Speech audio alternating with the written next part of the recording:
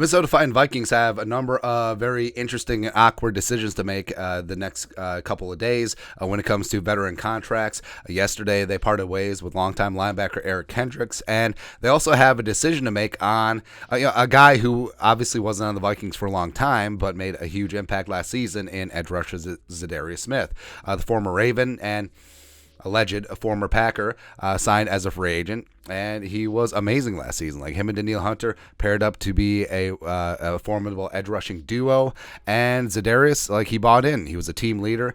He got after it. He was one of the instigators in starting the Kirko Chains thing, or the Kirk Thuggins trend, which I love, man, and it's fantastic.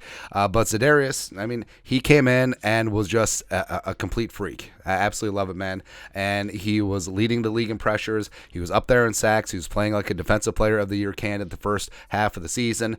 Dinged up his knee. His knee kind of looked like it had been bothering him throughout the entire season, but significantly dinged it up against Buffalo.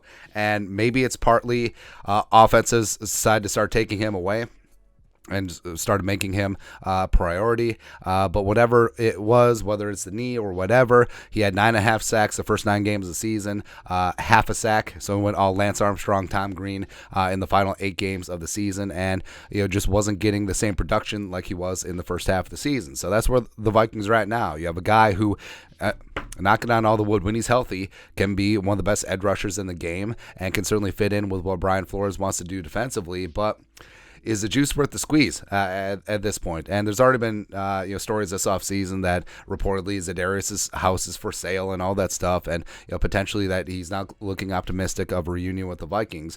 And Za'Darius is in year 2, head into year 2 of the 3-year, $42 million deal that he signed last offseason, even though basically, I mean, that there was a lot of window dressing there. Essentially, it was a 1-year deal.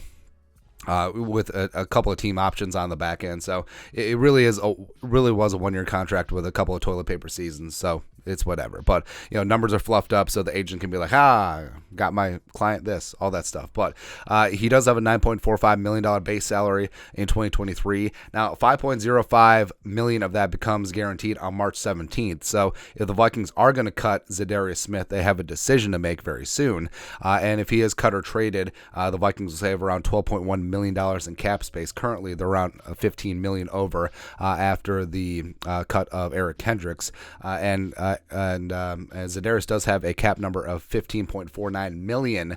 So if he is back, he could be a restructure candidate or a revised candidate, potentially swapping out some of the larger number for some more guaranteed money this season or potentially next season as well. And if the Vikings do want to go down the trade route, even though he is going to be 31 this season, and even though he's dealt with injuries significantly the last 2 seasons, I mean, he still would have some trade value if they want to explore that. And the Vikings right now, the transition to 3-4 stand-up outside linebackers.